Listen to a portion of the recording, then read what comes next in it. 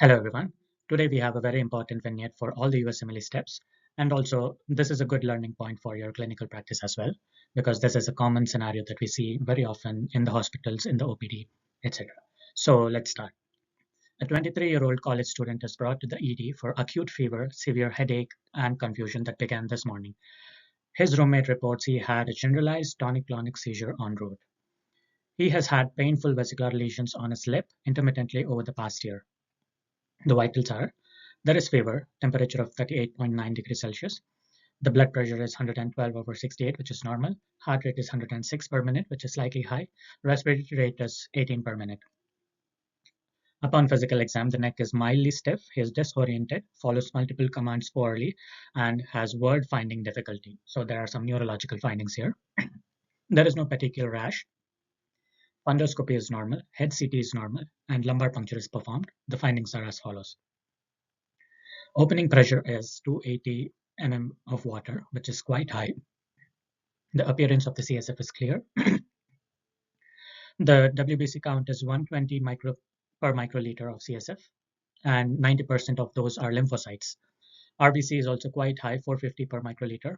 Protein is 85 milligram per liter, which is high, and glucose is 62 mg per liter, and the serum glucose is almost normal, which is 100 mg per liter. So there is near normal CSF to serum ratio of the glucose. So MRI of the brain shows increased signal in the bilateral temporal lobes. Which of the following is most likely etiology of a CNS infection? So now, before we jump to the answer, let's break this down like we would on the USMLE. Right? Step one, we look at the presentation. We have fever, headache, altered mental status with seizure. So it's not just meningitis that we are seeing here. There is meningoencephalitis. Right? That tells us that the infection is affecting the brain parenchyma, not just the meninges. Now let's look at the options one by one. Option A is viral meningitis. Let's think about that. So as you can see, I've striked it down because it's the wrong answer. So viral meningitis is possible, but viral meningitis causes meningeal irritation only, not focal neurological deficits or seizures. It's a milder form of meningitis usually when a virus is involved. Also, you don't get RBCs or temporal lobe involvement when it's a pure viral meningitis, meaning when the cause is any other virus apart from HSV. Right? So when it is a viral meningitis, following would be the characteristics of the CSF. The opening pressure would be normal or mildly elevated. The white cells can be moderately increased, usually in the range of 50 to 1000 per microliter, with predominance of lymphocytes. And the protein can be mildly elevated, typically between 50 to 100. Glucose is typically normal, and the appearance of the CSF is clear. So while we see most of these things here, uh, there is also RBC present in this patient's CSF, and there is temporal lobe involvement as suggested in the MRI. So because of this, it doesn't look very likely here. So we have scratched it out. There are some caveats here.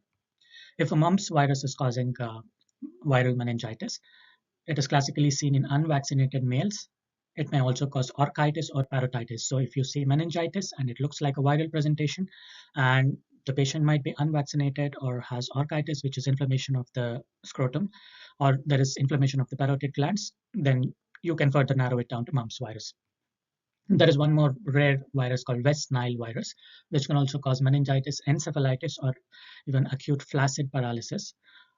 All you have to do is look for recent mosquito exposure, and then the patient is presenting with viral meningitis like CSF findings. Right? HIV can also cause meningitis, which is also viral meningitis. It occurs early after seroconversion. Usually when the cause is HIV, it is mild and self-limited. And as we can see in the option as well, we have mentioned enterovirus there. It's because the most common cause of viral meningitis is enterovirus. Enterovirus is class of viruses such as Coxsackie virus, echovirus, and poliovirus. So let's go to the next option, which is a very important option. So let's break it down a lot more. So as you can see, I've striked it down as well. This is a wrong answer. Bacterial meningitis due to Neisseria meningitidis is a very important cause of meningitis, very common as well. However, bacterial meningitis would show opening pressure which is markedly increased, and white cells would be very, very high, usually between 1000 and 5000 per microliter. with a neutrophilic predominance.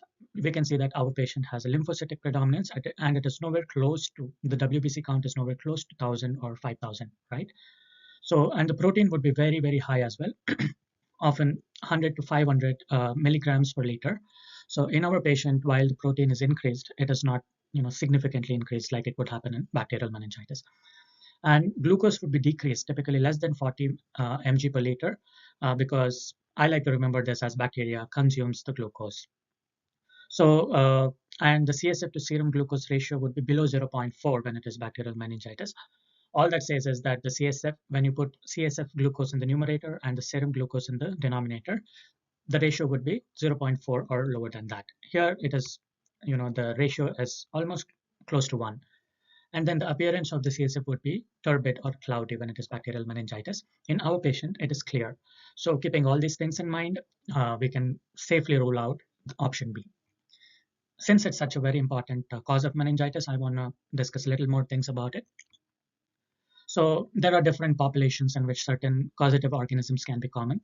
So in neonates, group B streptococcus or strep agalactiae, E. coli, and Listeria monocytogenes are the common causative organisms. Listeria is especially important in neonates and the elderly, and for that reason, we have to include an antibiotic that covers Listeria whenever neonates or older patients come to us with signs of meningitis. And to cover Listeria, we add ampicillin. So just keep that in the back of your mind, because treatment for meningitis varies depending on different causes. But when it is neonates or older adults, sorry, we have to keep Listeria in mind and add ampicillin to the coverage. Okay, and children which are other than neonates and young adults, Neisseria meningitidis is the most common bacteria. So when Neisseria meningitidis causes meningitis, it can be associated with a petechial or purpuric rash, Waterhouse-Friderichsen syndrome, and usually this happens to teenagers or young children who live in college dorms or even in military barracks. So in living in close quarters can increase the risk of Neisseria meningitidis meningitis. That's why while joining a dormitory or while joining military, it is compulsory to get a meningitis meningococcal vaccine, right, to be safe from this. And in adult patients, when meningitis is community acquired, the most common organism is Streptococcus pneumoniae. So Streptococcus pneumoniae is the most common overall cause of bacterial meningitis in adults.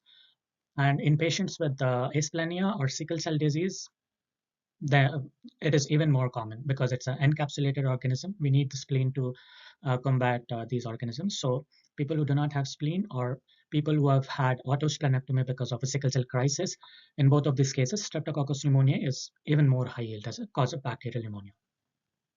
So like we already mentioned, in elderly or immunocompromised patient, Listeria monocytogenes is a common organism.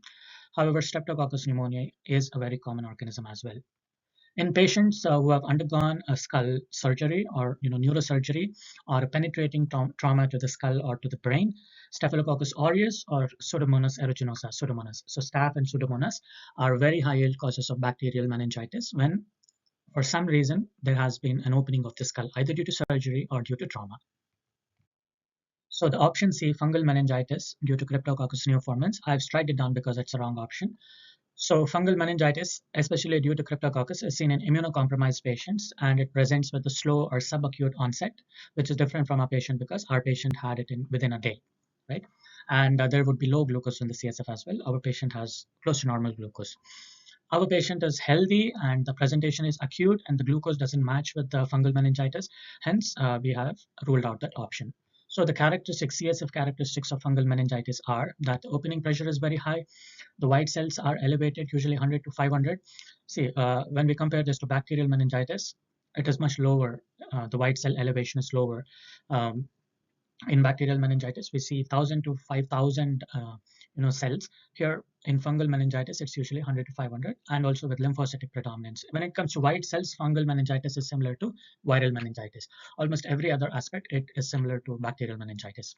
Okay. So the opening pressure is very high, the protein is high, typically 100 to 500, glucose is low, less than 40, and the appearance can be cloudy sometimes, but it can be clear as well. So these are certain similarities it can have with bacterial meningitis. So the common causative organisms I want to discuss as well. There is Cryptococcus neoformans, which is the most common cause of fungal meningitis. It happens in immunocompromised patients, especially in HIV/AIDS patients with CD4 count of less than 100. And Candida can cause fungal meningitis. Usually it occurs in post-surgical patients, especially those who have underwent surgery to the head. Or IV drug users can also have Candida meningitis. There is another organism named Coccidioides immitis. This is seen in southwestern US, often causes chronic meningitis. And then there is Histoplasma capsulatum. So histoplasma meningitis usually, it causes pulmonary symptoms first, and then, it can progress into a meningitis. This is seen in Ohio or Mississippi River valleys of the US. So certain caveats I wanted to discuss are that the Cryptococcus has very high opening pressure. There can be India ink positivity of Cryptococcus, and cryptococcal antigen test can also be positive. So that's why we always measure opening pressure before and during therapy when it is Cryptococcus. There can be repeated lumbar punctures necessary in order to treat the patient properly. Cryptococcus meningitis are usually, very scary cases in the hospital. And then there is coccidioides. It can cause eosinophilic CSF. When we use Gram stain, we can see eosinophilic appearance there. And usually, earlier I mentioned that coccidioides is in southwestern US. Those are Arizona, California, this dry desert type of states. There, coccidioides we see them. And regarding histoplasma, is that it might mimic tuberculosis meningitis. Also, since it presents with pulmonary symptoms first, there also it can really resemble tuberculosis. So how do we differentiate it from tuberculosis? Easy way is to do CSF antigen testing, which can give us a confirmation. Now, instead of going to option D, let's jump to option E because it's similar here. Let's discuss tuberculous meningitis. So it is a wrong answer as well. That's why I've striked it now. So tuberculous meningitis would have low glucose, very high protein, lymphocytic CSF, and gradual progression over weeks, often with cranial nerve palsies or bacillar meningitis. So it is very similar to other types of fungal meningitis with slight differences. Here you can see that in the table that I've included, the characteristics between tuberculous meningitis and fungal meningitis, match. They are very similar, except for like certain things that we will discuss. So just to recall with you, the CSF characteristics in fungal meningitis or tubercular meningitis would be like opening pressure would be elevated, often markedly, but sometimes it can be moderate elevation. The white cell counts are increased 100 to 1000. So, with tubercular meningitis, the level of white cells can be more than, other types of fungal meningitis. Again, there will be lymphocytic predominance here as well. The protein is also very high, around 100 to 500. And the glucose is decreased, usually below 40, and appearance can be clear or slightly hazy. So all the characteristics are similar to other forms of fungal meningitis, except that the white cells can be a little higher than the other causes. So fungal or tubercular meningitis can occur due to reactivation of pulmonary tuberculosis or when there is miliary TB. The course of this is usually subacute or chronic. Symptoms progress over weeks, not hours or days. Bacillar meningitis can affect cranial nerves 3, 6, and 7. So this can cause a variety of facial symptoms such as diplopia, facial muscle palsy, and the CSF shows very high protein, low glucose, and lymphocytic predominance. We do AFB smear along with also ruling out histoplasma. AFB smear can often be negative, and hence the diagnosis of tubercular meningitis requires a PCR or the culture of CSF. Tubercular meningitis can also cause hydrocephalus due to bacillar exudate. The amount of exudate that is caused there can cause congestion and lead to hydrocephalus. So now let's go to our final option, which is herpes simplex virus type 1 or HSV1 meningoencephalitis. So as you can see, I've highlighted it using green, so it is our correct answer. Everything about our patient fits this option. So the temporal lobe involvement, there are RBCs in the CSF, seizures, lymphocytic predominance with normal glucose, history of cold sores. I just included history of cold sores just to make it a little bit easier to remember this point, but that is not usually given. They like to make the question more difficult when possible. So certain caveats and associations I wanted to discuss are that HSV targets temporal lobes, and this produces RBCs in the CSF due to hemorrhagic necrosis of the temporal lobes. So this presents acutely with fever, confusion, seizures, personality or speech changes can also be present. HSV1 is what typically causes severe symptoms like this and HSV meningitis, but HSV2 can also cause meningitis, especially in young women, but it rarely but the severity is not as much as HSV1. So HSV2 might not progress into encephalitis rather. So always remember that when you see RBC in the blood, especially in USMLE questions, just go for HSV1 meningitis. Uh, Here it is meningoencephalitis, but even if there is no encephalitis-like symptoms and you see RBCs present in the CSF, especially as high as 450 per microliter, then it's definitely HSV encephalitis, meningoencephalitis. We have to always start IV acyclovir immediately in patients with HSV meningoencephalitis. Otherwise, the outcomes of the patient can be pretty bad. So even if you see a management type of questions where you have ruled out any brain mass or bleeding using a CT scan, any mass occupying lesions there, and then you safely proceed to lumbar puncture, and then you see the common characteristics of viral meningitis, but along with the characteristics of viral meningitis you see that there are RBCs present there. So the next step would be to start IV acyclovir immediately. So that brings us to the end of this discussion. I hope I was able to provide some value to your exam preparation.